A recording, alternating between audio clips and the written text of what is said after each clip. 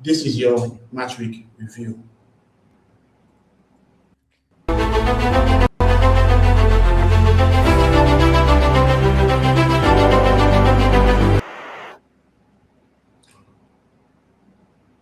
Welcome back to the Bar now. And tonight, as always, me and my two panelists will sit together, talk about all the games that we played in the weekend so far, and just see how everything pans out. Without further ado, I'd like to introduce to the house the United critic himself, Mr. Ebuka. How you doing, bro?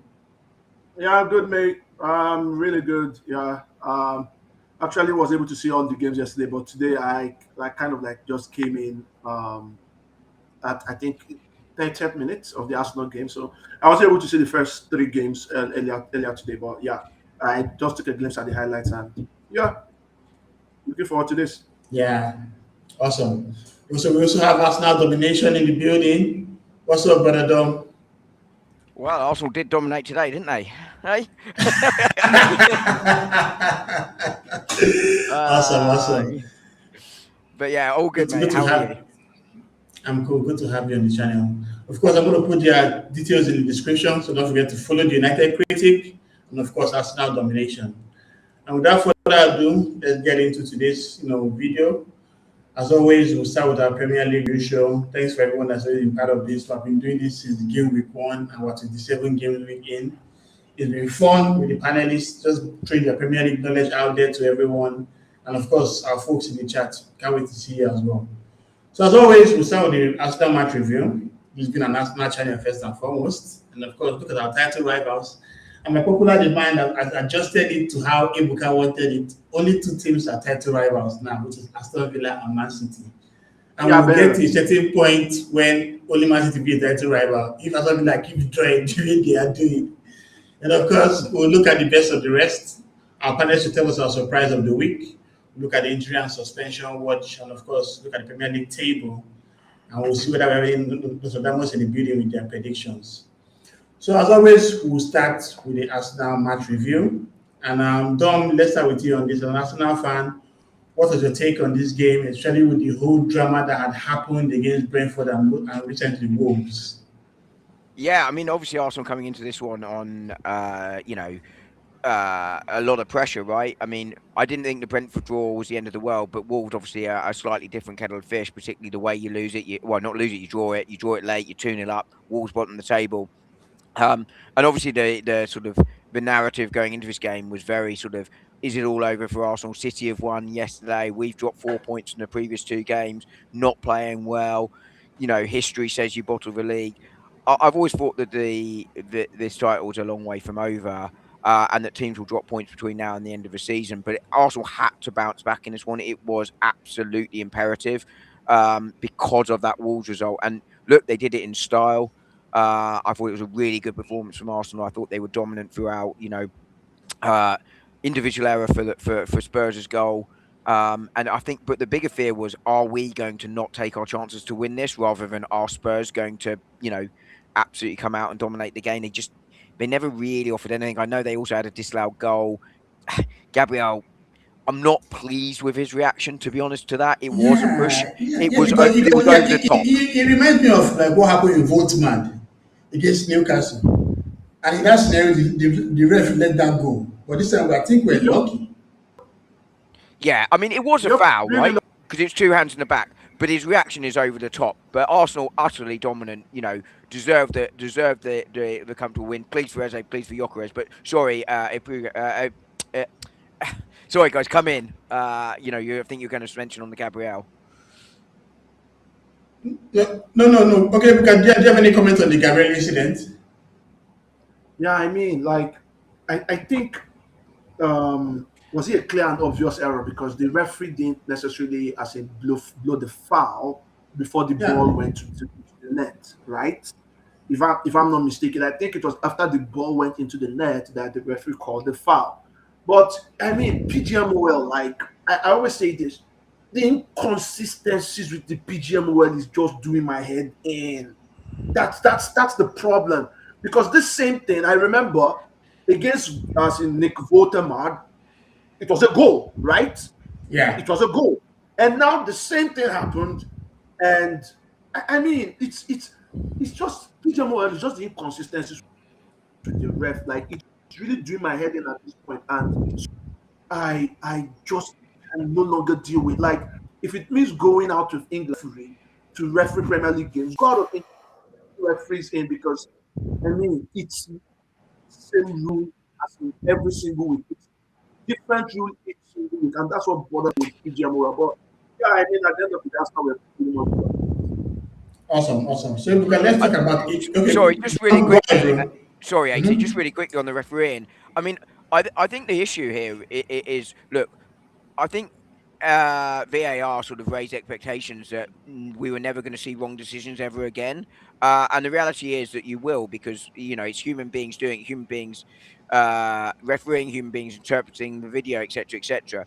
I think Yeah, that's the issue. But I think we've seen them become too reliant on it, and we saw in the FA Yeah, Cup weekend some exactly. terrible errors. And I think it's because they got so used to VAR saving them that they don't sort of yeah, make decisions themselves. I think in this one, I'm not sure the referee had time to rule it out between the ball going in and afterwards. And I thought he had sort of disallowed it after it had gone in, but I'm not sure. But Yeah, I think it has to go. If he didn't, I think it has to be overruled because it's a very clear two hands in the back.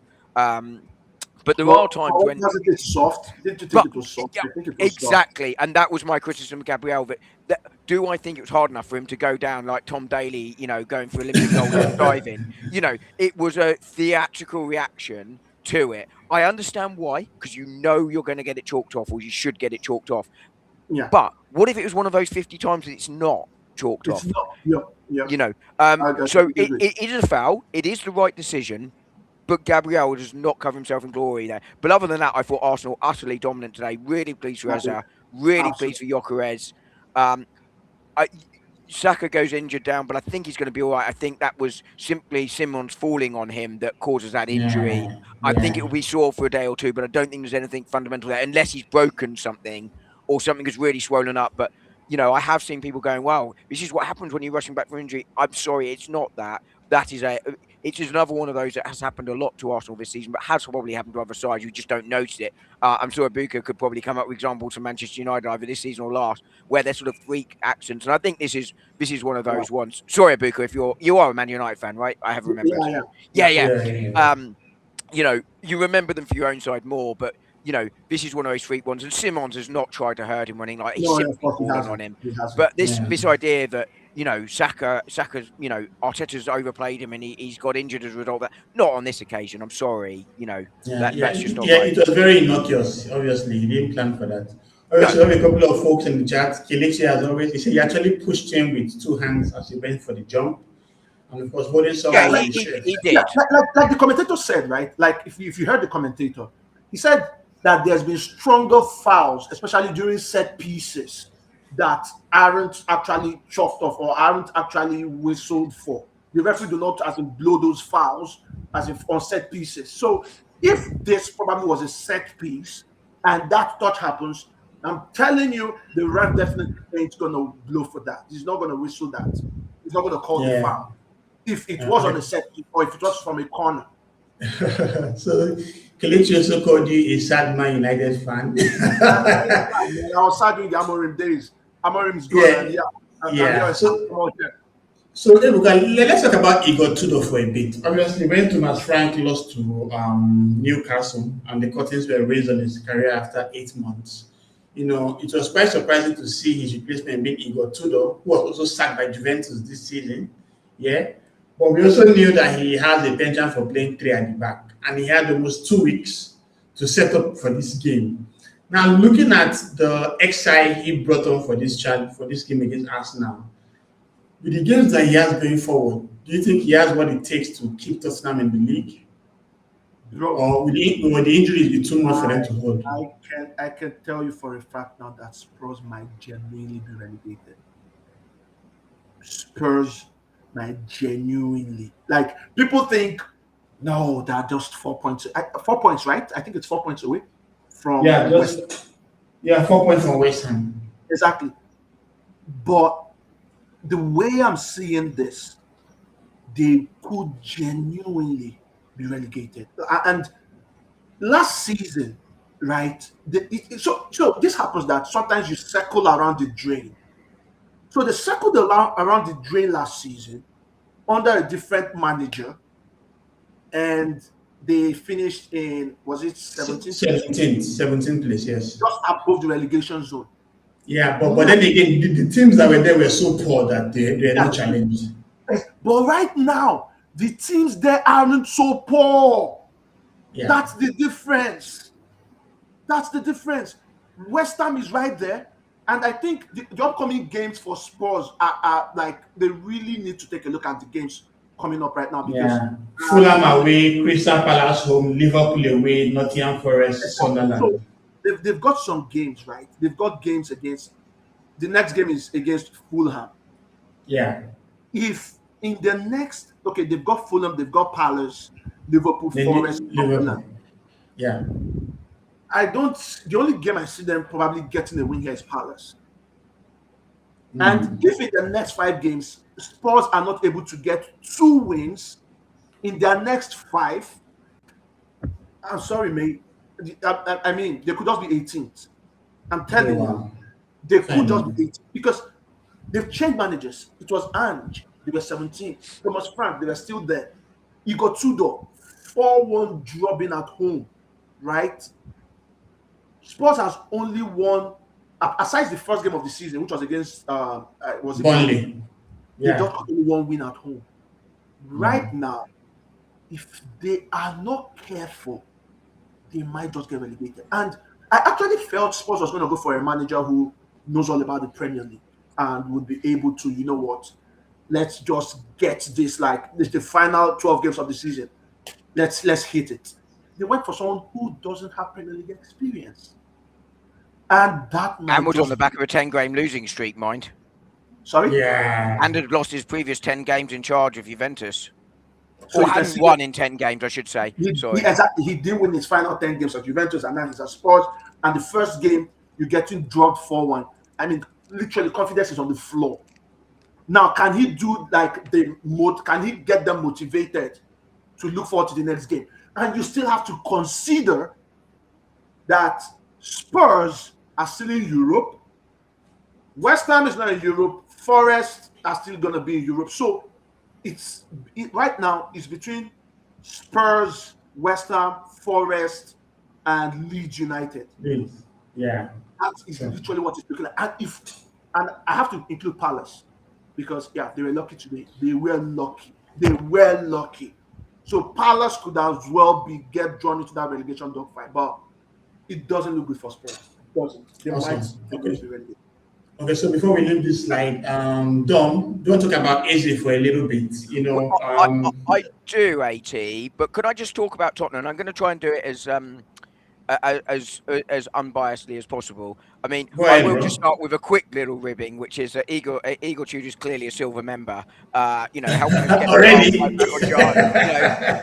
Post-match comments saying about how we're the best team in the world, which is slightly overdone, by the way. But he's clearly a silver member. Frank was a gold member, but no. In all seriousness, when you look at Tottenham, I think if you look at it objectively and not as a sort of a rival fan as I obviously am, so I'm trying to be fair here. It's a really difficult situation, as Abuka sort of just alluded to. Confidence is on the floor. There's no clear definition of how they're looking to play. If you look at Mikel Arteta when things were really low, when we lost those 3 games of the season, you understood what he was trying to do, and you understood how he was trying to change that mentality, and you could kind of see how it's happening in game. With Spurs, there's none of that. There's no chemistry on the field. There's no tactical game plan. I can't understand where it is. You've got your own players, including your captain, calling the club out.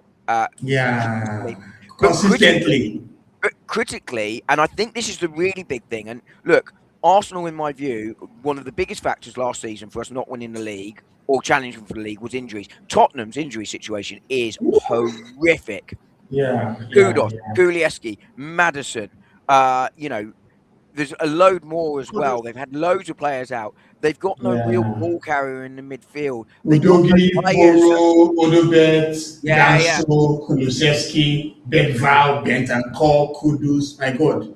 Richarlison's only just come back from injury. Like, it's a horrific injury list. But you've also critically got no players in there that are used to fighting relegation at all. Exactly. And I think that could be really crucial. West Ham and Forest do have players in and around there. And as Ibuka rightly said there, you know, they also have those European games.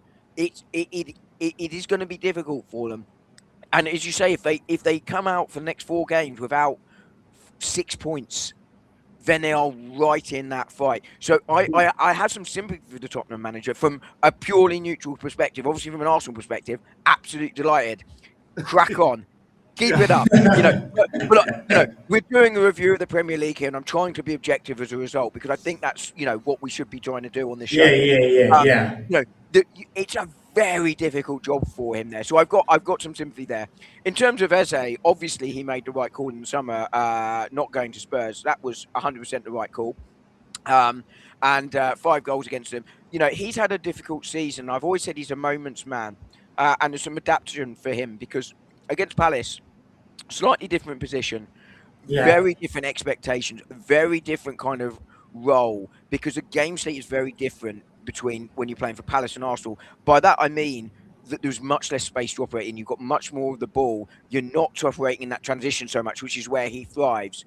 Yeah. But you see here, when he's given space, you see against Wigan, I know it was Wigan, we see in European games where he and others are given space how frightening Arsenal are. And it goes back to, Eze is almost like Arsenal in a nutshell. It is so difficult in the Premier League for them because teams are so much deeper, so much more compact. Just fill the camp on the edge of the box and fill that central space. It is difficult. And Eze has struggled with that as well. But I think there's a player in there, and I really think he could be particularly next season and into the second half of this season, he could have a huge say on that. Odegaard coming back as well today, by the way. I thought he was instrumental against Brentford until he got injured just after the goal, the equalising goal. Sorry, not the equalising goal, our first goal. But also tonight, again, he gets an assist. I think people are writing him off too early. I think there's too much hate there. There are areas of his game he needs to improve, but I was pleased to see him get that assist tonight. I think he needed that. So those two, we've got game winners in this side, and I think that should give us hope going forward for the season. But Eze must be delighted, as must Gyökeres as well, by the way. 2 goals tonight. Awesome. So Gyökeres is on fifth. Go ahead. Trivia. So Eze is the first Arsenal player to score 5 or more goals against a single opponent in the Premier League season. Since what Arsenal player? Emmanuel Adebayor. Yeah. And you remember what? You remember the game? Who he scored like the same opponent? Derby County now, of course. Derby County. Home and away. Derby County. Yeah. Nice trivia, bro. Okay, guys, so let's go and check out our title rivals. Well, this should be a quick segment. There's only one. Oh boy, the Sunderland game. Arsenal wins 3-0. They are 9 points ahead of Man City. Everyone is cooking. Man City go to Anfield, get an amazing result. In all honesty, they go against Fulham, decimate them like they don't exist. Then they play Newcastle, and they're just 2 points behind Arsenal. Is it clear now, Ebuka, that Man City juggernaut, that juggernaut in X-Men, when he was chasing Shadow Cat, where he was just breaking through every wall and breaking through every wall. Are we in that mode now where we need to be very scared of what Man City is going to do going into the end of the season? They know how to smell blood, right? Like that, like the great white shark when as in a drop of water, the drop of blood falls into the ocean and they sniff out that blood. I mean, but I saw this game yesterday and it didn't actually look like the City I knew. Yeah. I still feel City are going to drop way more points because the previous City side, if you've seen this game, City Newcastle, it's going to be about ruthless efficiency. But then you come into this game, and in the last 5 minutes, Newcastle were just like pouring up front, like trying to get the equalizer. And Haaland literally was just defending and clearing balls, as in putting in headers, heading balls away, and all of that, right? So, yeah, people say City has that, but I would say with this current City side, nah, I don't think they're going to drop points. And I won't be surprised as in next week against Leeds, Elland Road. I won't be surprised to see City drop points against Leeds United. I'm not forgetting that Leeds has just lost only 2 games out of their last 16 or 15. I think so. Leeds Yeah. United. Yeah, they've lost only 2 in their last, I think, 13 or 15. I can't remember right now. But it's just crazy. Now, the thing is, yeah, I mean, there's something somewhere I saw yesterday on Twitter. The person said the difference between somebody like us and Nico O'Reilly and Miles Lewis Kelly is that Pep Guardiola tries to ensure his players, right, can play in different positions, and he tries to get them to understand what he wants from them, irrespective of the position they play in, right? And then for Nico O'Reilly, whose debut was it not just last season, right? That he Mm-hmm. actually, sorry, he's like debut in terms of starting a full game. You Yeah. understand? Last season, and then the fact that he was able to evolve from where he was till now compared to Miles Lewis Kelly. I mean, Miles Lewis Kelly, in terms of being ahead of the curve, he was way ahead of the curve compared to Nico O'Reilly. He Yeah, was in last the, season, yes. Yes. he was He like went to the England squad as he well. was in the England squad, scored on his debut. But right now, Nico O'Reilly is ahead of him. You understand? So Yeah. there are times when yes, you have players available at your disposal, but then have you been able to get those players playing to the next level? And I think in terms of the league this season has been like basically everybody's just bottling it and all of that, right? But in terms of Arsenal being dominating the Premier League for a long time to come, it's about this current crop of Arsenal players. Is Arteta able to get their game to the next level? For many of them, I don't think so. I think for Saka, I've seen that next level once in his career. Like that season, he kind of like went bonkers. So can you Yeah. do this for 20 goals. for every single one in the squad? Like get their games to the next level consistently. I mean, once Arteta is able to do that, I mean, the league is all Arsenal to dominate. Fair enough. So, Dom, thinking about Newcastle, things have been very, very crazy for Eddie Howe and his side. But, they were on the high of winning Karabakh 6-1 with 4 goals from Anthony Gordon.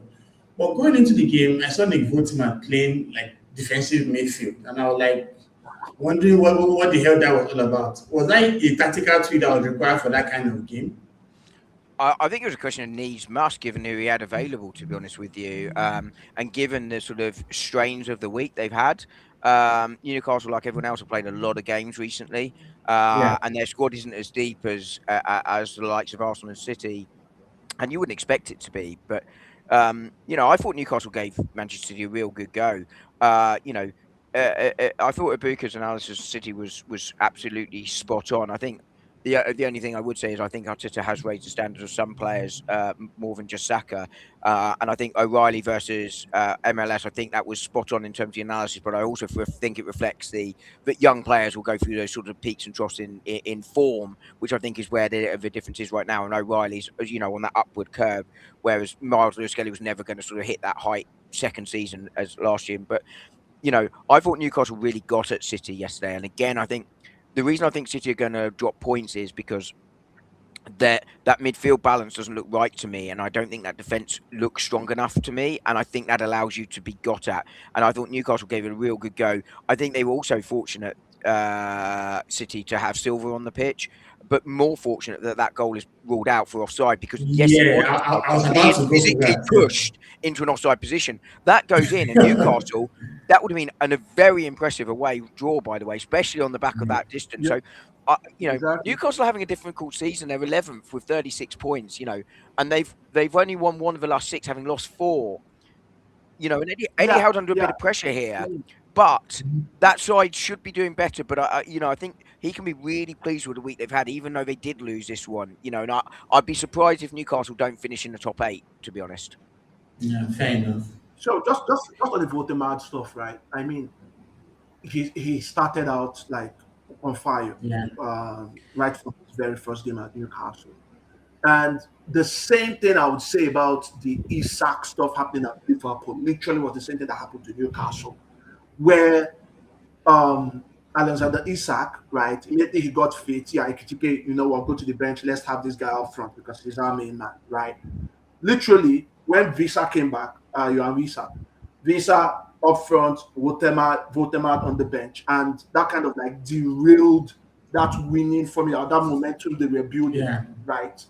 It's silly because I mean he's a footballer, like he's a ballet playing as in up front, as in Nick Voldemar.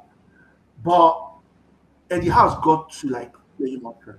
That's where he can impact games. That's where he can bring people like the rest of as in Newcastle players, bring them into the game and get the best from the team in general. So this trial about playing him in midfield Midfield, and all that, yeah, I mean, yeah, it didn't work.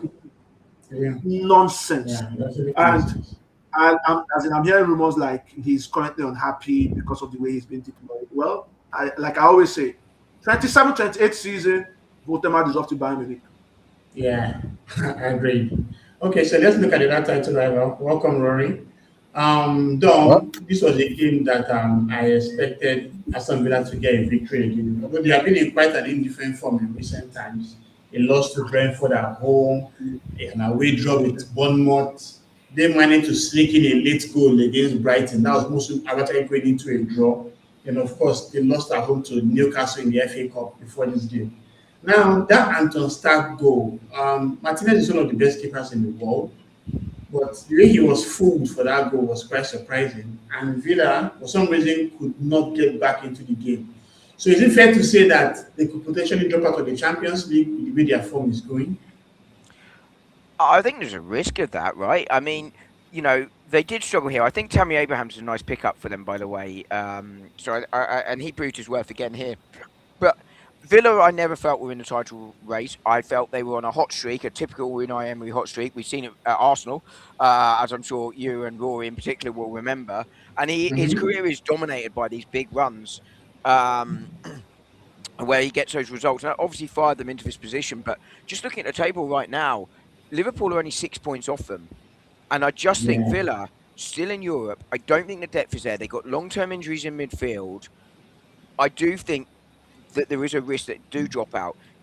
Right now, you would also, their biggest sort of advantage, if you like, is they've got a 6 point advantage, and Chelsea inconsistent, drop points again at the weekend. Manchester United inconsistent, but their advantage is they. Yeah, we're not inconsistent. Well, I was going to say, Let sorry, me five I was things. just going to caveat with, but they are starting to go on a roll, and I think they could prove to be less consistent because Yeah, of the fact they have nothing else. So they only have these games to exactly. focus on. Yeah, and And they're very fresh. Michael Carrick has just put the players in the right position.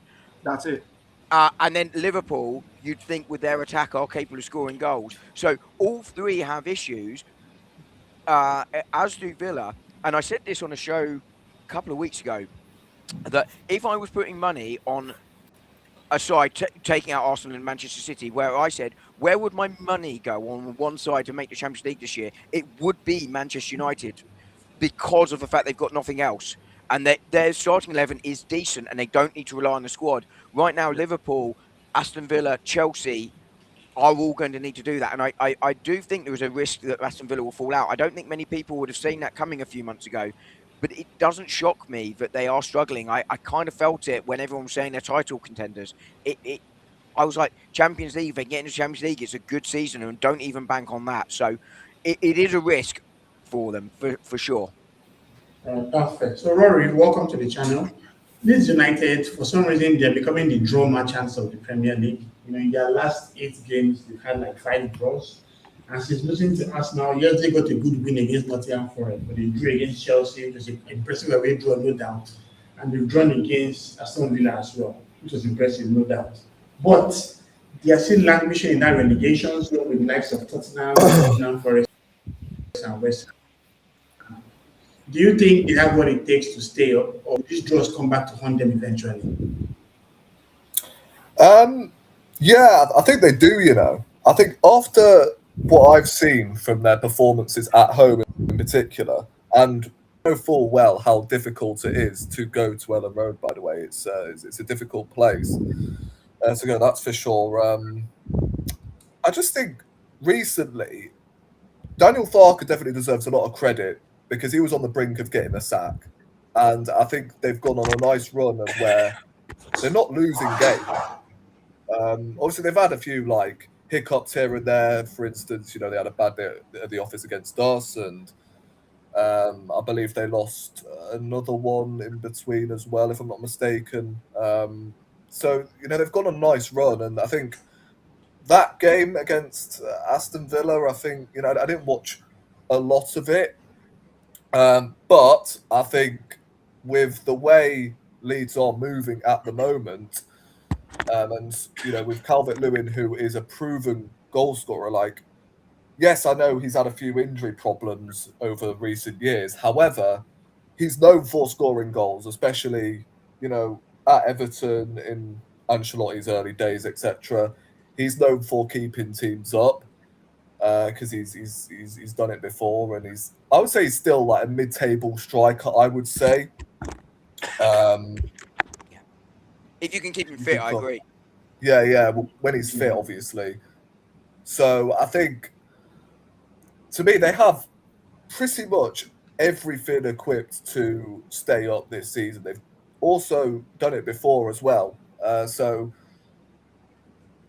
you look at the other teams, the likes of, I'd even say they're better than Spurs at the minute, Leeds. I'm not even saying that just because of genuinely. I look at how complete. Well, Leeds aren't really complete, but I would say they're more complete than Spurs are. That's for sure. I look at West Ham, who are dropping points, etc.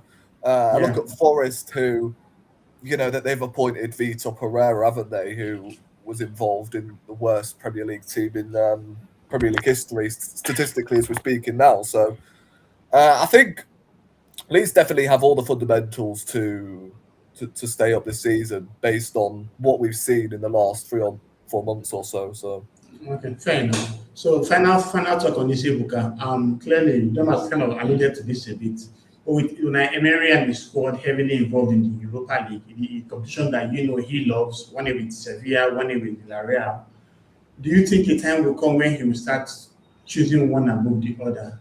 That's prioritizing maybe Europa League so that can give him Champions League football ahead of actually staying in the Champions League position. Because when he was at Arsenal, he had the same dilemma, right? Where he was in Champions League positions, lost a couple of games, dropped to 5th place, and now hope that the Europa League final would have been an opportunity for him to come back, but he also lost that as well. And that kind of played a role in him losing his job at the club the next year. So where do you think he lies in this situation this time? I think he'll go all out to try to get Villa to win as in the Europa League. I think that would be their priority, because as in winning the Europa League would get the Champions League football. But it's more of thinking, okay, you know what? How are we faring in the league? So I see them, if they drop more points in the league, right, then they might as well put all their chips into the Europa League basket. And he's the Mr. Europa League. So I've taken a look at the teams in Europa. They're not really that strong. So yeah, I think Villa has generally got a good chance in winning Europa League this season. All right, great. So now let's go to the best of the rest, where we just look at the other fixtures and talk through it. I think I'll start with you, Rory, on this one. Obviously, we know that James Milner has grabbed the Premier League record, surpassing David Barry. But Brighton have been on a rut. They lost at Fulham, they lost at Crystal Palace, they lost at Aston Villa. They were smashed in the FA Cup. And for some reason, they got a victory against Brentford.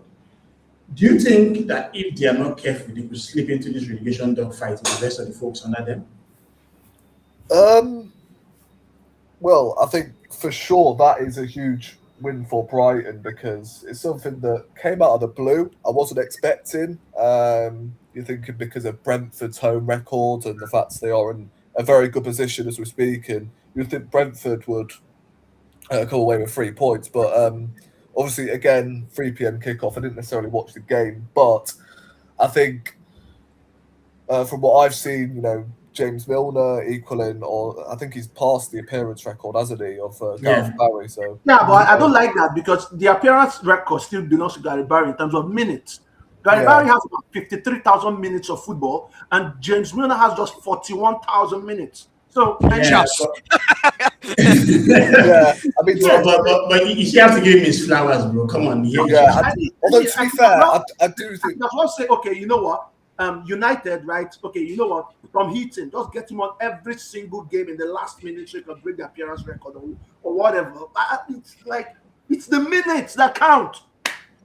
Yeah, I mean, to be fair, I do think the Premier League are sort of,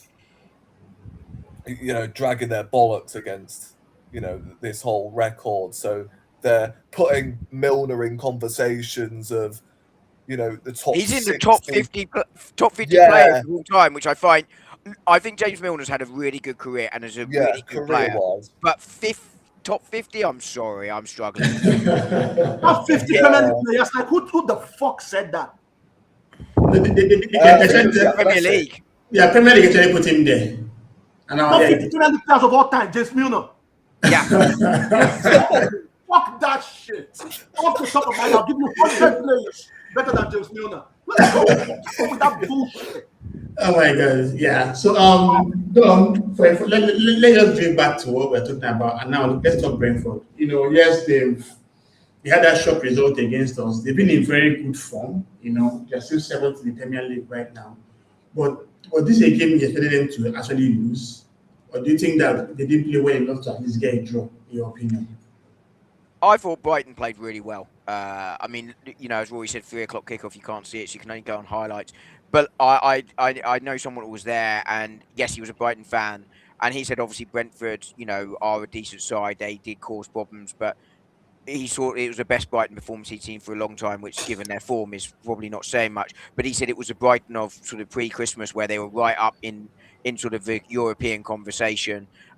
He also said it was really lovely to see that Brighton now had 2 choices for goal of the month, because they haven't scored since the 31st of January before this game. But look, Brentford and Keith Andrews they deserve a lot of credit this season. I didn't think they were going to go down, but I certainly didn't think they were going to be pushing for Europe. And look, they're going to fall away, no question. They'll probably end up finishing around 11th, 12th, I'd have thought.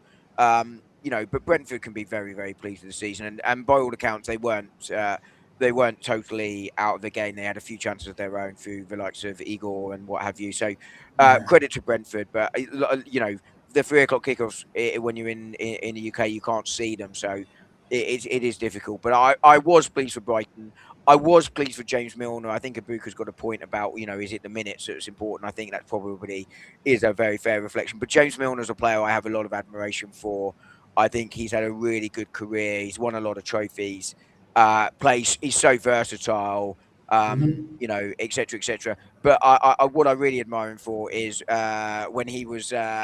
Rory will probably be too young to remember this, but when he was called out for being the most boring player in the Premier League, he set up an entire online social account of him doing boring activities like ironing, embraced the entire persona, and called him you know. Yeah. So you know, I like Rory was saying, I am really, really pleased for him. But still not the top 50 players of all time in the Premier League for sure. Not the top 100. Yeah, certainly. So Ibuka, you got Thiago. If that's the case, like, we should be putting Alexis Sanchez in these conversations for real. Yeah, for sure. If Milner's for sure. Yeah, for sure. So Ibuka, right now you got Thiago seems to be the only guy that is chasing Haaland, even though we know he's not going to reach there. But in his first full campaign without injury, 17 goals in the Premier League. How impressed have you been with him? Okay, you said so. He might not be able to reach there. How many goals does Haaland have currently? 22. Thiago is on 17. Yeah. Haaland will score more now. Come on. No. See, let me tell you, I don't think so. As in, from the past games I've seen Haaland play, he doesn't look like the cyborg which we know him for. And I think that this might just be the season where I've taken a look at, as in the next couple of games, Thiago has, right? Mm-hmm. I mean, he's a penalty merchant. Ouattara goes down in the box. Kevin Schade goes down in the box, and penalty. Thiago slots them in. He might actually have a chance, and I would say, because it's just 5 goals. And see, I don't know if you guys have seen City recently, because I actually do watch them. Haaland literally he's short of confidence. He takes 3 touches before he shoots. I've never seen Haaland like that ever. I've never. Like, you literally put the ball in front of him and he takes it in his stride, and that's it.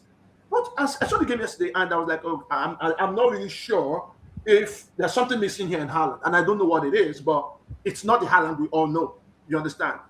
But with Thiago, he does have a chance. I mean, he's scored 5 goals in 2 games before, and I think the next couple of games which he has against Burnley and Bournemouth. Possible. He could actually get the golden boot, but it will be very, very close compared to previous seasons in terms of if Haaland wins it. It's going to be very Okay. close. Fair enough. Okay, so let's go to the next fixture, and I'll talk to you on this one, Dom. There was a time when it seemed like Espirito Santo was steering the ship out of the relegation waters, getting victories against the likes of Sunderland, Tottenham, and even Burnley. But the last two games, a draw with Man United and of course a draw with Bournemouth, has now seen him drop crucial points that would have seen him, get close to Spurs. If you take out those 4 points lost from the two games against Man United and Bournemouth, bearing in mind that Man United draw was like very, very late. West Ham would have done 29 points with Spurs. So with these drop points, do you think that might not stay these guys out of this relegation? I think there is a danger in that. We were talking about the relegation scrap earlier, and they're right in it. But I think the new signings are looking quite sharp, and Yeah. if Somerville can keep his form, we know that Bowen is capable of getting goals as well. I think they've got enough down there to keep them up, but it's going to be very, very tight down there. To be honest with you, I was struggling to get to sleep last night, so I flicked this game on and made it through the first 10 minutes, and that was it. I was out like a light. Yeah, it was So boring. I mean, obviously, a lot happening in this one. A real kicker for them against Manchester United with that late goal, as you say. And I think had they picked up 4 points, you'd be feeling a lot more positive about West Ham.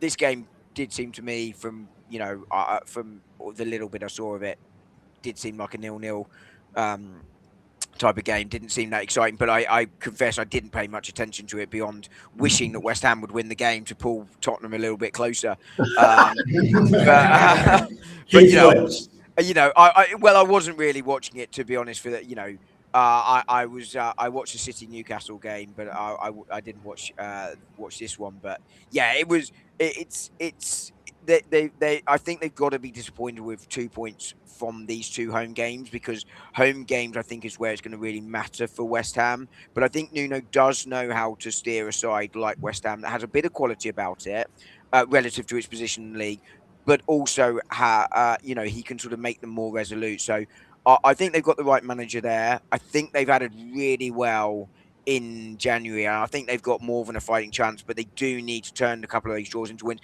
But in fairness to them, it's 3 wins, 2 draws in the last 6. That's Yeah. if they can keep that, if they can, even if you say 2 wins, 3 draws, from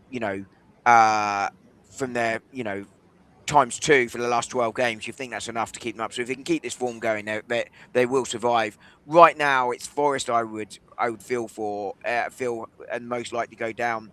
It's just dysfunctional there, Yeah. but we shall see. West Ham right now are in possession of the dreaded 3rd relegation shirt. Yeah, fair enough. Okay, so Amebuka, there was a time between November to December where Bournemouth could not even get a win to save their lives. In 11 matches, they had like 6 losses and 5 draws. When the turn of the new year, especially with the signing of that Brazilian superstar Ryan, God you get damn. some very good results. How good has that boy been in your eyes, man? Oh my! Like, see, there's just something I'm about to say. Next season in the Premier League, Ryan is going to kill teams. Like, he's going to kill opposition. There's something that's about a player that when you just see that player, man, no, you shouldn't be doing this at 19. Like, he carries the ball, and every time Ryan carries the ball, every opponent is just bouncing off him. They're just, you try to, boom, you're off, like you're on the floor.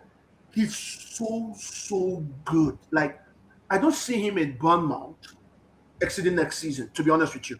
I think by the start of the 27-28 club, 27-28 season, he's probably in a top 6 club.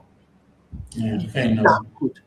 Don't make any thoughts on I think Ryan. you should see him play, but if you have the time, any game you see Bournemouth playing, just try to watch Ryan. Yeah, and I think the game I actually watched him was that Aston Villa game, and that goal was very strange. It seemed like those players could not move. No, exactly. Like they were like cones. Like I Yeah. no, actually, They were like cones, man. I'm like, what the hell is going on here? Did you watch the game? Because I actually watched the game right here in Toronto. It's a 12 noon, right? The game was a 12:30 p.m. game, and I watched it. The same thing he did against the Villa, he literally did it against West Ham. The players were looking like cones. I kid you not. He just drove 85 yards, and then the final shot clipped off the upright. Damn. He That was is- crazy. Just really quickly though, cones can be incredibly dangerous opposition to play against. Just last the Newcastle side of the late 90s, I think it was. They did a training drill against cones, and they found themselves 1-0 down. This, by the way, is an absolutely true story. I can't remember what Newcastle side it would have been, but I think Oh my Steve God. Howe was telling the Oh story. my days. And basically, Wow. they kicked off against cones because it was supposed to be shadow positioning. Yeah. And they passed the ball back to the goalkeeper, but he was tying his boots. And they scored no goal. It's a genuinely true story. That's classic, man. That's just classic. That's a classic, but like that is classic. Coles getting a goal. But Yeah. So I speaking, think he's gonna cause problems. yeah. So speaking of classic, our tech bro, the fashion designer coach in the blue side of fashion designer. West London. Gucci You know, code. yeah. So Dom, remember the game against Wolves, yeah, when Martinelli was mocking the fans that it was 2-1, yeah, Yeah. and they went ahead to equalize. Andre Santos tackled an attacker, and the ball went into the corner kick, and he was like showing so much passion. The fans were hailing him, only for James Ward-Prowse to do what he does best. And of course, Fleming scores that goal. And obviously, Chelsea just were all silent. Do you think this level of inconsistency they tend to show will come back to haunt them, especially in their Champions League chase? Well, I think there's a lesson, isn't there? When you're up by 1 goal, maybe not mock the opposition fans. But I think this is this is not the biggest surprise for me, both in terms of the league, but also in terms of Chelsea, right? And this is not me mocking Chelsea, by the way. So let me start with the league. This league isn't of the quality of 2 or 3 years ago, right? It's not in terms of the performance on the pitch. It's not in terms of how much fun it is to watch. Hold on, Dom. But 2 or 3 years ago, I mean, the league was way stronger than what it is today.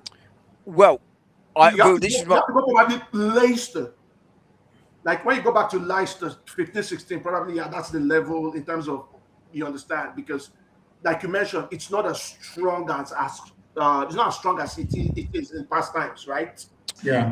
Well, that's the point I'm making here. It is in terms of the quality of the league, but I think there is an argument right now. So that's what I was saying. That 2-3 years ago, the league was, in terms of quality, much stronger. But you're also seeing, sides go on big winning runs. Arsenal and City. Best part of 3 years ago now, because obviously, this season's nearly done. Well, 2 years ago, whatever. You know what I mean. They went on those runs, and where really, I think between them, they lost 1 game in the league after Christmas. And that was because sides had the quality where they felt comfortable playing out from the back. But that plays into the big boys' hands, right? Because you've got the space, and I was talking about Arsenal earlier, and you can see what they do. City would be doing the same. Right now, though, I think the league is arguably more competitive than it was 2-3 years ago, because the quality has dropped, and you can bridge the gap between the quality. Because I think the quality at the top of Arsenal City is comparable to a few years ago overall. Not just them, I'm just using them as an example. But it's not so exciting to watch because sides are dropping deeper and deeper, staying in games, and then they can nick something. If you're 1-0 down, you've always got a chance. You always got a chance. And that's why we're seeing quite a lot of these big sides drop points against the weaker sides, because you're narrowing that quality gap. And if you can stay in the game because the other side can't score, either because they're having a bad day in front of goal or can't create chances because you packed your box. But sorry, Dom, what surprises me is that these smaller sides go to away grounds, like how Burnley went to Anfield, or like how Leeds came to Stamford Bridge, losing 2-0 down, and still went ahead and got a draw. Yeah, see, there was something I saw on Tifo Football, right? On Tifo. And it was said that previously, like 2-3 years ago, the smaller teams tried to copy what the bigger teams are doing 2-3 years ago. Yeah. But a certain manager came in and destabilized that structure in terms of, we're not going to allow you play the way you play, We're not going to make it easy for you. Whatever structure you're trying to build, we're setting ourselves to just disrupt that structure. We're introducing chaos. Guess who that manager is? Andoni Iraola. Yeah. Iraola came to the Premier League and it was just chaos football. And especially, he came with pressing, but then previously, as it was zonal marking and all of that. But right now, because of as in diet, nutrition and all of that, they can actually go man to man. Everyone across the pitch can go man to man. You understand? Yeah. So the zonal discussion is so it's tilting. In some games, as in you have man to man that's in marking, like being predominant. In some games, you have the zonal marking being predominant. So there's always chaos. And this also happens in games.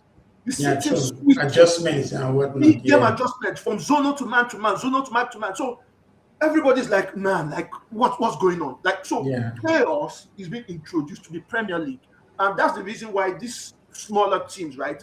Let's like contain them. Let's make like disrupt whatever it is they're trying to do. You understand? And then that's why we are having these smaller relegation teams going to bigger I think sides so. and like getting results.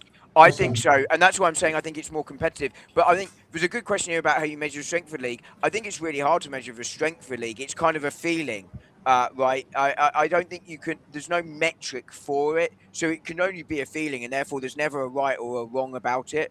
I think for me, it's just a feeling that the quality is less, but it's more competitive because of what Book and I were just talking about. But in terms of Chelsea doing this doesn't overly surprise me, not because of the manager, who obviously Rosenars, everyone's going, he's a PE teacher, he's rubbish. He may be, he may not. We'll have to find out. But Chelsea feel to me like Arsenal did 3 or 4 years ago, more 3 years ago, really, where they got squad depth, and in the players coming in are of similar level. I just don't think they have the players required to win the Premier League in the starting 11. So they're sort of Champions League, Europa League level players in, regardless of who you play out of your squad, right? They haven't got those big midgets there. But what they are is a really young, inexperienced squad. And therefore, in these tight games like this, even though they are obviously superior to Burnley in terms of quality, inexperience is a real advantage to the other side when your side winning is inexperienced, because they're more prone to making these mistakes and not knowing how to see the games out in quite the same way. So you add those two factors together, the way that the sort of league is shaping up this season, which Abuka added to, and Chelsea's inexperience. Not a total shock that Burnley got the equaliser here, but fair play to Scott Parker. I think he's brought this side up knowing he's probably going back down. And I think fair play to Burnley. I think they've gone, well, that's probably what's going to happen, but let's plan for that, prepare for that, and let's keep backing the manager for that scenario and hope we can come back again stronger. Sort of very similar to the West Brom model of the early 2000s. Yeah. Okay, man. Thanks for the question. Right? In terms of strength of the league, right? There's something I would like to say, and I would say this is probably the reason why the gap has been closed or the gap has been breached. You have to admit that when it comes to data and analytics, right? Those smaller sites are way more invested in data and analytics compared to the bigger sites. And that's the reason why these smaller sites, right, they can actually go out there, look for untapped gems, right? Quality players whom they've not played at the top level, but if you give them that opportunity, right, they could bring something special into our side. You understand? And then they look at as in everything concerning as in analytics in terms of, okay, how do we set up on the pitch? So in terms of data, I think the smaller sides have been able to utilize that data more compared to the bigger sides, whom basically is player quality. That is basically the difference. So in terms of data-driven analytics and as in tactical management, those smaller sides have been able to bridge it way more than the bigger sides. I still maintain it today. Awesome. I would slightly disagree with that. Sorry, very quickly. So I think you're right to an extent on the data analytics. I think it is helping the smaller sides, as it were, prepare for these games, look for where their weaknesses are, and helping to overcome them through that. But I think the bit I disagree with you on is I think the bigger sides use it too. The issue being that they probably already knew the players they wanted because they're operating at a smaller pool, if you like, because the quality of player they're seeking for. So it does give them an edge in terms of bringing in these squad players, which is why I think you're seeing the league close a little bit. But I don't think it's true that the big sides don't use the data. It's more of an advantage for the little sides because they can sort of again close it's more that of gap. an advantage. Yeah, that's the word. More of an advantage. Fair enough. Okay, so Ibuka, let's talk about the Eagles for a little bit. Just like Bournemouth, there was a certain spell where Crystal Palace were doomed, for between December and early January, went to February. And of course, their manager, Glasner, already cleared that he was not going to renew his contract. And even during the press conferences, he keeps alluding to how he wants to leave.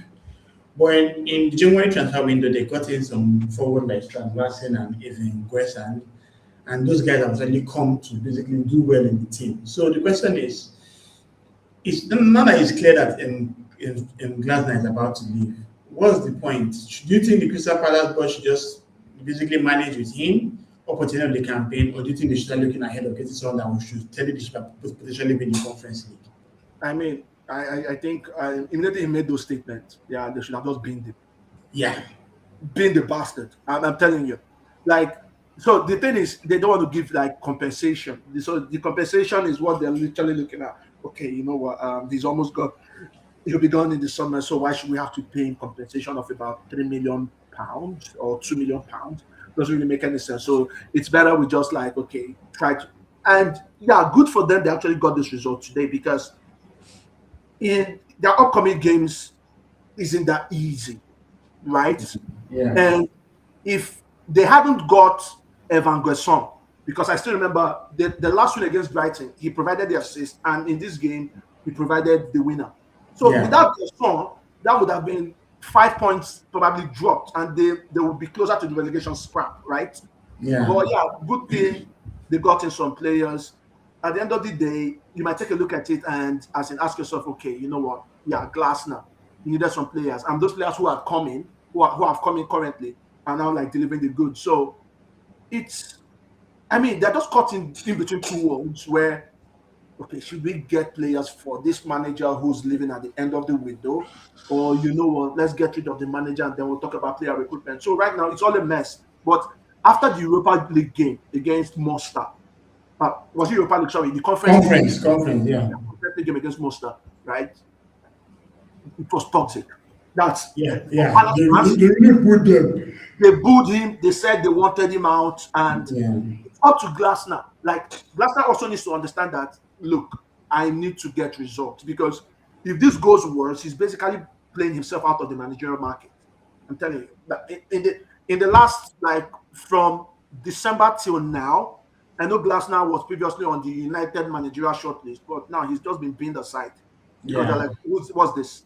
You understand? So if he does better with Palace, yeah, then it enhances his credibility. But if not, man, I mean, it's going to be all bad for him, and no one would probably want to take a punt.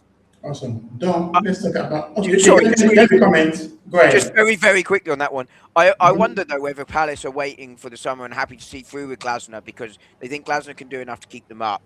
They probably know they've not got got the quality to get into Europe again. Uh, but the managerial market looks a little bit more promising this summer than it does now, and they didn't think they could get an interim of the same caliber. I wonder if that's sort of a part of their thinking. It will Yeah, partly be fair finance, enough. but I think that might be part of that thought process. Yeah, that makes sense. That makes sense. Obviously, there's no goose feeding. Like I just come and just do the interim job as he enjoys doing of Benitez. So Dom has an slow steady the ship. Yeah, I mean, it's no surprise to me that he's Liverpool undoubtedly had a very disappointing season from where they thought they were, but I said at the start of the season, and a lot of people, I like making this point, a lot of people laughed at me. I felt that while they would probably be the closest challengers to Arsenal, I felt that defensively they were lacking, and I think we've seen that a lot this season. In fairness to him, I think he has improved that area of the game by Liverpool by reining in some of that attacking talent, but the balance of their squad never looked right. So, Yeah, but he has certainly in the last few weeks and months sort of stabilised that ship. I think they were good value for this win today. It was right that the first goal was disallowed. It yeah. when Elbow. Yeah, he knows nothing about it, but it goes directly in off his off his elbow, and it yeah. has to The be rules are the the rules. rules are Yeah, the rule. If that controlled it and then someone else bangs it in, you can probably make the argument it shouldn't be disallowed because he knows nothing about it, etc., etc. But because it goes in direct, that's the rule. It just is. It has to be. Whether that's unfair or not, that's the rule. But Liverpool were deserved to win the game, but Forest also deserves some credit in this game. They hung in there. They didn't just sit back. They tried to You know, they created some chances against Liverpool. You know, Alisson having to make a save or two that were really, really good to keep Liverpool in it at times. But again, a bit like with the West Ham one, when I was willing them on to get the win, I was hoping Forest would hold on for the point here and bring Spurs that little bit closer. But Slot's definitely calmed the ship. But they've got to get the recruitment better this summer. The quality of what they bought in the summer, well, it hasn't hit the heights. You know, Verts Yeah. started to find a bit of form. Hasn't hit the heights that you'd have hoped, but it was imbalanced. It really was. They need to focus on that defense this year if they want to come back into title contention. Yeah, fair enough. And Okiogan had the same comment that Ibuka had, saying that Glasner is giving his professional credibility a hit, and we end up doing himself in. So Ibuka, obviously, let's talk about the drama that's going on in Nottingham Forest. You had, Espirito Santo, who took you to Europa League football, Conference League football. Then you had a Marinakis drama over the summer, and they swapped to Crystal Palace. Then Edu comes in, Nuno goes. You bring on your Greek guy, that one comes and takes it to the full trenches. You let him go. You bring on Shondaish, the king of Satan and Haram football. You also let him go. And after letting Shondaish go, you bring on Vitor Pereira, who almost took Wolves down. Yeah. So is Marinakis all right? Like, is it not making it clear that he wants to really come to the championship? I mean, I think going by as a Forest performance in this game, like they did very, very well. And I think Pereira might have just been able to like steady the ship at the back. And if you actually see the game, it was like Liverpool had to like go through blood, sweat, and tears to get Yeah, to it the was point. crap. Yeah, And against as a Fenerbahce, like they went to Turkey. You need to understand that they also went to Turkey, and they literally hammered Fenerbahce 3-0. Like Fenerbahce. Do you know how difficult it is for English teams to get a result in Turkey against Fenerbahce of all teams? yeah. So they made it easy. And then against Liverpool in this game, Forest might just stay up with Pereira. If going by as in their performances in the past two games, I think they might just be able to get the results that are needed to stay up. The West Ham Bournemouth game, we might as well come back to that game and say, "Oh mate, you know what happened? I think this was where West Ham got relegated." And I'm telling you the truth. I think the game against Bournemouth, which happened on Saturday yesterday, might just be that game that gets West Ham relegated. The Bournemouth and the United game. They should have gotten a win against United, and they should have gotten the 3 points against Bournemouth. But yeah, this is the Premier League. Awesome. But Forest, I mean, Pereira has done it before, and he has the quality. He's got the players. He's got the defense. Because remember, Milenkovic and Murillo, they're not just your regular guys. Those guys are hard, strong, sturdy. Yeah. And I think they might be able to get those clean sheets and get the goals required for them to survive. Fair enough. Just Okay, really so- quickly, what is Marinakis is doing at Forest? It doesn't make sense. He's clearly making decisions, and there's no logic to it at all. And that's my big fear with Forest. You know, I think, Ibuka makes a really good point. You'd fear, West Ham, as you say. I think we were talking about it. It may even have been me that said it. Those two draws you feel could be costly for them because they were at home. But Forest just are dysfunctional, right? But I do have a theory, as Ibuka was talking. I've worked out what he's trying to do. He said he came to Forest to win championships, and he's got confused. So therefore, that's what he's taken down to win the championship. And he's got mixed but I mean, my genuine point stands. Oh my God, that's a good one. My genuine point stands about Marinakis. Like, are you okay? Like, it's a genuine question. No, like, he has actually done it at Olympiacos. He fired 5 managers in a season. Yeah. It's making Watford look stable. Yeah, it's quite crazy. So the final fixture of the game before the Man U one we'll talk about next. Sunderland had this invincibility in their home ground. When we had the chance to actually win them, Broby scored that late goal. When the last two games, Liverpool and now Fulham, they've lost. So Ibuka, right now in their last 6 games, Sunderland has already lost 4 of those games. They're clearly down in the bottom half of the table, getting where they are supposed to be. So the question is, do you think that their luck has finally run out? Nah. I mean, if you saw this game, right? Like I said, I saw snippets of this game. and immediately Xhaka came on, bro. Sunderland became Sunderland. Like he's basically like the I don't know the essence. He's basically like the life force of Sunderland.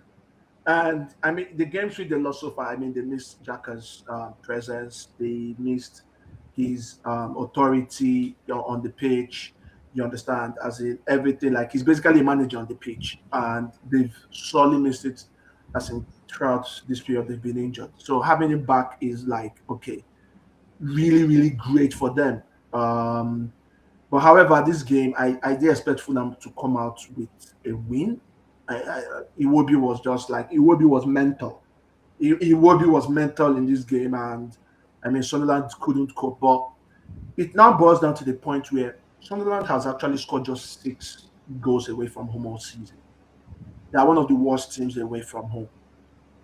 If they are unable to get, to get themselves back, especially at home at the Stadium of Light, I don't know, man, but it pretty much looks like everyone from 13th position down to the 18th position is literally fighting against relegation. That's what it's looking like. And Mm. they need to get themselves back on track, especially at home, because that's basically where they've gotten the majority of their points all season. So if they aren't able to do that, they might be in for a relegation squad. Yeah, fair enough. Okay, so let's look at the outstanding fixture. For some reason, Man United always tend to get games on Monday nights, same with I think it's Everton. crazy, right? So if we can preview this game for us, what do you have in mind? What do you think is going to Yeah, happen? I mean, one thing I've seen as in is that since Carey came in, literally been okay. Get the players in the right places and get them to play football. Um, since he came in, there's been opportunities for United to go actually to climb further up the table, and I was taking advantage of those opportunities, except for the West Ham game, which was the very first time United were playing on a weekend and midweek. And yeah, in the middle of the week. So that was the very first time we dropped point. But then now after Or, 13 games, so did you guys feel like you're in Europe?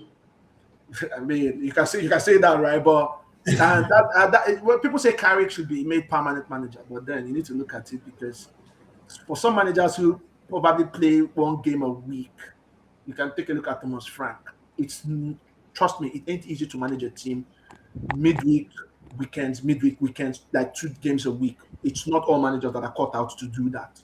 He did that, and we almost lost, if not for the 95th minute equalizer by Equalizer, Sheshko. Fair But enough. for tomorrow, I mean, the fact that United have been out there, it will be so fresh, and I mean, I'm looking at United having a comfortable win tomorrow.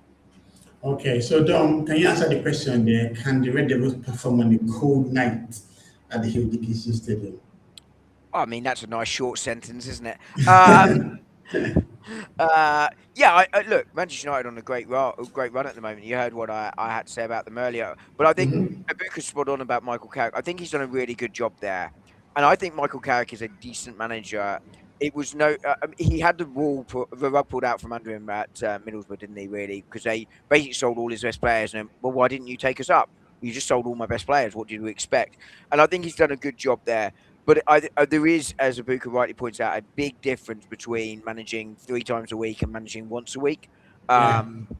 You know, but as a result of that, you'd think that Manchester United's quality difference here should be enough. But that said, Monday, Everton under the lights, I still think, even though the new stadium isn't sort of as intimidating as Goodison Park, that will make it difficult. There is still a lot of, desire to beat Manchester United from Everton, even if it's not as strong as it is for Liverpool because of the historic rivalry between the cities. And David Yeah. Moyes will be bang up for this, given to what happened to him at United. But you would think that despite Everton being on a good run under David Moyes and being a decent side under David Moyes, considering the resource and the quality he's got available, I think he deserves a lot of credit. You'd think Manchester United should be winning this one. I'd go 2-1 if I was predicting the score to Manchester United. Fair enough. Okay, so let's go to our surprise of the week. How we do this. You just tell us what was your surprise. And I thought, see, what was the surprise of the week? My surprise of the week, I mean, it was Fulham. Would I say Fulham or Brighton? I would say Fulham because I mean, Sunderland, the first game they lost was against Liverpool at home last week, right? And I expected them Yeah. to like come back and put up at least a impressive performance, like get a result at least against Fulham. And Fulham are not they're not really a side that, as in away from home, are pretty much good. So I think yeah, Sunderland won, Fulham 3 was my real surprise of the week. No? Surprise of the week for me was the other one, which is Brighton, given their form, given they haven't scored a goal, etc., etc. But I think, Sorry. excuse me, but I think the other big thing here for me of the week was it's not necessarily a surprise, but it is something. Chelsea. No. Do we? I don't know if this is a question here, but the thing I want to talk about actually isn't related to the Premier League, but is related, and I'm really sorry to bring this up Mm-hmm. because I probably should have cleared it with you beforehand. But it was a surprise in terms of how quickly the defence from Benfica and their midfielder, I forget his name, has fallen Press. apart. Okay, Yes. you can press Siani. Yeah, about how quickly their denial of, I didn't say anything at all, being defended to the hilt by everyone, to falling apart, to essentially admitting it. I really hope they throw the book at him because for me, there might not be conclusive evidence about what he said, but he's come out and admitted to saying something he definitely shouldn't have said, which is against the rules of the game because racism and sexuality, the book is really clear on this. But I really hope UEFA throw the book at it at Benfica. I'd be surprised if they do, which is where I'm going to make the link to the question. And I'm surprised how quickly their defence has fallen apart of this one. And I just want to actually give some praise to Vinicius Company. Junior.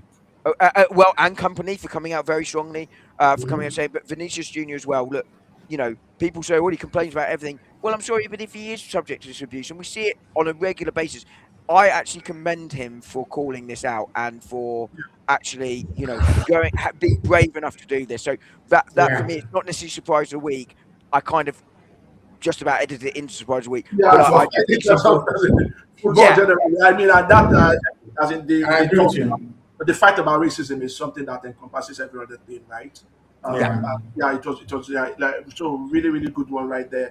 I hope like yeah UEFA as in basically takes this serious because you can't say you're fighting racism and then you're not actually showing action towards that fight, right? Yeah. So Yeah, it's very important that but my biggest thing is that rules that guy is such a coward. Why did you cover your mouth?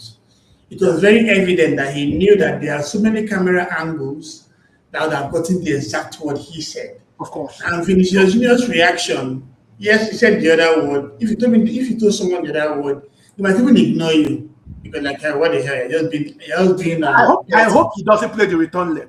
I really hope Prestiani doesn't play the return leg. Yeah, I agree. I mean, I genuinely think from a Benfica point of view, they should definitely not play him, both for him himself, and look, I can't condone his behaviour in any way, shape, or form. It is disreputable, disgusting behaviour, cowardly behaviour Yeah, at all. very cowardly. But from his point of view as well, they do still have a duty of care to him, regardless of what he's done. And I think from his point of view, he should be left at home in Portugal. But he should also be left at home in Portugal as a punishment for what he's done. So there is the two Yeah. things there. And I also think the way Benfica, I'm all for coming out and protecting players, right? And reputation of the club. I understand it, but their excuse was pathetic, Yeah, ridiculous. and And I don't the feel behaviour of that. their fans, by the way, Yes, afterwards. then even what Mourinho said was even pathetic as well. Talking No, about no, no, using no, please don't come with Mourinho. Please, can I we just was I don't want to talk I about was it. It was stupid. I Let's was just shocked, Mourinho man. was I was stupid, shocked. like it I was was shocked, man. It was a I was too. disgrace. If Jose Mourinho had come out after the press conference and said, look, we don't tolerate racist abuse. We don't know what's happened yet. I haven't had a proper chance to speak to the player. You can understand that, right? You could, even if that wasn't true, right? You could understand that because there is an Yeah, element of the, wanting to the, protect. the benefit of doubt. Yeah, Yeah, but, and I'm all for protecting players, but there are times when they cross the line and you simply cannot protect them. And this is one of those ones. It was apparent from the reaction of the Real Madrid players. It was apparent from the reaction of him, the player, instantly when Vinicius Junior went to the referee, that he knew what he'd said and he knew it had been reported. He knew he was in trouble. The whole thing stinked. And, as I say, I understand the natural reaction is to defend him, but not in these circumstances. It, it may never be proved that he said it, but for me, I will always think he's guilty of this because I just don't think his behaviour or the circumstance around what happened suggests to me that he didn't say it. He said this in my mind, and I Yeah. cannot believe for a second, unless Vinicius Junior comes out and says I made it up, which he's not going to do because I Yeah, don't he's believe not he going to did. do that. Then Yeah. I'm not going to believe Prestiani in this situation at all. Yeah, I agree. And I'm I sorry to agree. bring this up, but I think it No, is a no, no, no. That's really it's fine. important subject. It's fine. I'm aligned with you on this. That's fine. Yeah, great one. So we have Tino, one of our lovely panelists, talking about how he came on the stream late, but hope Mosquera got his flowers. Yeah, Mosquera had an amazing game because Yeah, Spence he did. was making life a living hell for Timber, and Yeah. he came on and he just locked down that right back position. He did. He locked it down. Yeah, awesome. He played very well today, Mosquera, and out of Mhm. position as well, by the way. Yeah, so injury and suspension, what we do here, we'll just look at the injuries and suspensions of the defense team and just see how the impact is going to be. So Hickey in Brentford, Magasa for West Ham. Florian Wirtz was kind of surprising because he was on the initial lineup. Then he said he pulled up doing the warm up and was a bit like Curtis Jones. Yeah, Then we but had Tucson. they said he'll be back. It's not that serious. Oh, awesome. Then, of course, two Sunderland players, Mukiele, the good defender, and their new signing, Jocelyn Tabi, Kevin in Fulham, then Saka. So, starting with you, Dom, among these injuries, which one will impact their teams the most? Well, I don't think Saka's is going to be serious. He says touching everything. But like I say, that looked like the player fell on him and that's what caused the injury. I was surprised he was still on the pitch at that point, but I think Saka will be back. But even if he's not, and we've got nearly a week until we play Chelsea, Madueke is a more than capable deputy, so I don't think he will impact Arsenal as much as these other players. I think the same is true of Florian Wirtz, particularly if Ibuka's saying it's not not a serious one, it's a precaution. And by the way, just proving that Arsenal aren't the only side that have players that get injured in the warm up. Because that narrative really pisses me off. Like, Yeah, from look, Calafiori we to shouldn't warm up then. Well, okay, brilliant. Then watch us get 100 injuries, you morons. But I think the big one here is going to be Nordi Mikile. Yeah. I butchered that pronunciation, but I think Mukiele, yeah. he's been instrumental for Sunderland. Right back, centre back, I agree. Just I very agree. defensively dominant. Xhaka is obviously the heartbeat of Sunderland. Sunderland's starting to drop now, no surprise. But I think he is a huge loss for Sunderland because I think he has been a really strong presence for them this season. Ibuka? Yeah, so for me, I think probably it's gonna be Mukele also. But since Dom has already mentioned Mukele, I think I'll go for Magasa because West Ham's run so far in terms of being able to get that run of 3 wins, 2 draws, and 1 defeat has been since he came into the side, and also coincided with Kilman going to the bench, right? And Paqueta leaving as well. And Paqueta leaving. So as in Magasa has kind of like just been the driving force. But then, I mean, the replacement who came on yesterday was pretty good. Kante, Yeah. Kante guy from the academy. So I don't know. As in, I've not actually seen Kante play, but I think Magasa is definitely going to be missed. But they've got an adequate replacement from what I saw yesterday in Kante. Awesome. Okay, so let's look at the Premier League table. We're almost winding things down here. In the bottom half, we have the regulars. The relegation dogfight is really looking crazy. Are there any teams here that you think can potentially go to the top of the table? Dom? I mean, if you look at that bottom half, you'd say Newcastle obviously will be the strongest, but I still think Brighton have been on a horrid run recently. But I look at the depth of their squad and think, Leeds are doing well, but I think they're better than them. Palace have been gutted, and clearly Glasner's heart's not in it. Sunderland falling as expected, but they'll be fine. Tottenham got no sign of these players coming back anytime soon. So for me, Brighton. Awesome. Now looking at the top half, anyone that can potentially fall off? You'd expect Brentford to fall a little bit. I could see them finishing 11th, 12th. They'd be the ones. But I think, if you assume Brighton and Newcastle came up, you'd expect probably any of those bottom 4 could fall down. It's as we were saying earlier, it's a really competitive middle of the league. Awesome. Okay, so for the predictions, the last one we did was far back in Gameweek 25, and we've spoken about that, where Ibuka kind of did well and all that. But now let's go to Gameweek So 28. sorry. How many did I get back? I think I had network interruption. Oh yeah, So how yeah, yeah. You say how many you did I got one, two, three, only four. You missed this Brighton Palace. You also missed Liverpool Man City. So it was 4 out of 10. You were horrible, bro. So let's see if you can get better this time. So Dom, starting with you, Wolves Aston Villa. Villa will win this one 2-0. Ibuka. Yeah, same here. I think Villa is they're gonna win this. Yeah, and I'll go with 2-0. It is a derby game, of course, though. Don't forget. Yes, it Yeah, is. Demian. Yeah, true, in Midlands. Dom, Bournemouth Sunderland. I'm gonna go 1-1 for this one. Ibuka. I mean, they are missing Mukiele, right? Sunderland are missing Mukiele. Sunderland have been terrible away from home, as in they've not been able to score goals. I think for Bournemouth, their last home match was against who?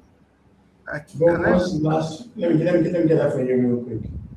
Who was their Bournemouth's last? last home match was against Aston Villa, 1-1. Oh, so I think yeah. So I would say they're due a win. They're due a win as in this time around, especially at home. So I'm going to say it's Bournemouth 2 or Bournemouth 3, Sunderland 0. Okay, Dom, Burnley Brentford. Oh, big score prediction out on Bournemouth Sunderland. Go and put money on that one. If that's a huge one. I think Brentford will return to winning ways here with a 1-0 win away at Burnley. I hope Thiago scores, man. That guy did nothing in my FPL team. Yeah, Well, but Buke's got him finishing above Haaland in the scoring chart. If he does, that's good news for me and you, AT, as Arsenal fans. Preach, man. Uh, Okay. Okay, so on this one, I mean, Burnley are they've improved as in tremendously in their past 2 games.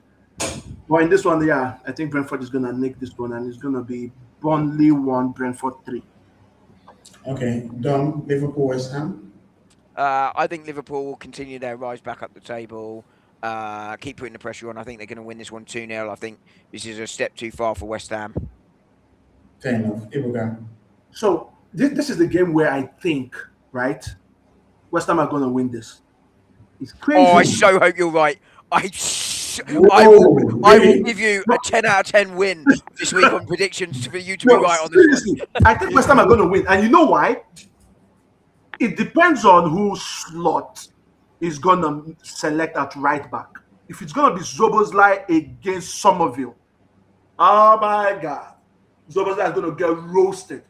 Yeah, but Gomez is not fit enough yet, though. Exactly. So if it's gonna be Myself. Zoboslai or Curtis Jones, they're gonna get roasted. And this is the game. This is a game where West Ham are gonna sit deep and break on the counter. And they've got Tati Castellanos, they've got Bowen, and they've got Matheus Fernandes behind them to just spray those passes into the channels. So I think this is gonna be Liverpool 1, West Ham 2. Do you know what? Just really quickly on this, I think that's a really, really good analytical point there on that right back situation. You know, you're exactly right on how West Ham are going to set up. I think, that is exactly how I'd expect them to set up. But that is a really good point on that right back situation for Liverpool. Somerville, oh my, he had Jimenez yesterday on toast. He had Jimenez on toast. He also had Diogo Dalot on toast. And these are natural right backs.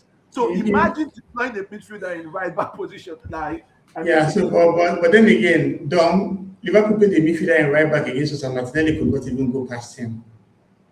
Yeah. Supposedly. See, Somerville has got a better 1v1 than Martinelli. I ain't kidding you. True. I ain't kidding you. I agree. Okay, And also, Liverpool won't sit so low against West Ham as they did against Arsenal. Exactly. So that's it. I mean, Liverpool is going to come out and leave space behind the West Ham. Yeah, and they're home, so you expect them to They won't do that against Arsenal. They can't. No one does. Apparently. No, they really don't. I mean, it's statistically a proven fact that they don't. Yeah, true. Dom, Newcastle, Everton. I think I mean, Everton will obviously have a lot of rest still, but Newcastle will have. And Newcastle play midweek. Let me just check. Yeah, the Carabao second leg, but they won 6-1, so they can Yeah, rest so players. they're going to heavily rotate for that one, aren't they? Yeah. But they're going to have to use some energy. I still think Newcastle will win this one. I think Newcastle will win this one 2-0 because I think they're just due a Premier League win, and so I'm going to go with them. But it's not going to be an easy game. David Moyes' side's again really difficult to beat. So, but I will go Newcastle. Ebuka? Yeah, I think it's going to be a 1-0 draw. Interesting. Dom, Brighton, Nottingham Forest. Oh, sorry, before you say that, Leeds, Man City. I'm praying for Leeds to do something here, and Leeds are no mugs at home. But I'm going to try and tempt fate here and go City 2, Leeds 0. No, 3-1 City. 3-1 City. And hope that I'm wrong. Okay, Ebuka. so the thing here is this, right? I've seen City in their last games. I mean, and they've been lucky. City has been. They have. Against Liverpool, they were lucky. Yesterday, Yeah. they were lucky. And there are times definitely the luck's going to run out. And I think it's going to be this game. Leeds 2, City 2. Yeah, but what pisses me off is how Donnarumma makes those late saves. That guy just gets my I know. blood in Yeah, there. he makes those, like, he literally yesterday he also did. He also Yeah, made from Barnes. Yeah. Yeah, there's a time your luck is going to run out. And I think it's this game. Leeds 2, City 2. Amen to that, bro. Dom, Brighton, Nottingham Forest. I think Brighton are starting to return to form. I think that's done them a world of good. I am going to go Brighton 2, Forest 1. Ebuka. Yeah, I mean, Brighton won away from home. Forest, midweek exertions against Fenerbahce. For this one, I think I'm going to go Brighton 2, Forest 2. Dom, Fulham Spurs. I actually think Spurs will get a point here. They're better away from home than at home. So I'm going to go with this one being 1-1. Ebuka. Yeah, I go same with Dom. I think it's going to be 1-1. Okay. Dom, Man United, Crystal Palace. I think Palace are in a difficult moment at this time. I think Manchester United, I said earlier, the 11 they can put out at the moment is strong. I think they'll be too strong for Palace here, 3-1. I think for this game, I don't think Palace is going to score a goal. Why do I say so? I mean, against Wolves today, they found it difficult to score. In the midweek against Mostar, they found it difficult to score. Against Brighton. So it's just like they've just been trying to get those goals, and most times it's in the 90th minute or in the 80th. United definitely won't give them that opportunity because United will be fresh coming into that game. Palace would have played Mostar, so I think it's going to be United 3, Palace 0. And finally, Dom, Arsenal, Chelsea. I hate doing it for my own side. Ibuka's just done it for his, to be fair. I think this will be a very different game to how we saw it at the Emirates in the League Cup because we were basically 1-0 up and Chelsea thought they'd come and defend. Yeah. Lord only knows why. I think this is Kai Havertz's return game. I think he's going to come off the bench in this one. I think Arsenal are going to take this one 2-0. Ebuka. Same here, absolutely. I agree. 2-0. The most important thing for Arsenal in this game, I think Arsenal won't want to concede a goal in the Emirates. I mean, they've conceded in how many games so far? I think, 4 straight games? Yeah, we keep conceding silly goals at the moment. Yeah, so the clean sheet is pretty much important. Like, that should be the focus. And yeah, I mean, Chelsea are going to huff and puff like they've been doing in their past 2 games. And for this one, I don't see Chelsea getting any goal in this game. So it's going to be Arsenal 2, Chelsea 0. Yeah, but just to recap, they're 3 in their last 4. Wigan was a clean sheet, Sunderland was a clean sheet, Leeds was a clean sheet, Chelsea was a clean sheet. Yeah, so it's going to happen again. Clean sheet again against Chelsea. Awesome. Okay, guys, as always, we've come to the end of today's show. Ebuka, the United critic, what's going on in the rest of the week for you? Yeah, nothing much. I mean, looking forward to the game tomorrow, right? Hopefully, Carrick, gets the 3 points. I know, Bruno Fernandes is definitely. I think Bruno Fernandes is actually going to be as a Premier League player of the season. I think because he's pretty much been on fire and he's leading in the assist charts and then adding goals to his game. When you take a look at it, right, especially if United probably finish top 3, I think, yeah, Bruno Fernandes player of the season. I don't think there's anyone better at the moment. Awesome. Domination, more shots. Yeah, I've done a couple of long form videos lately, but Oh, yeah, really?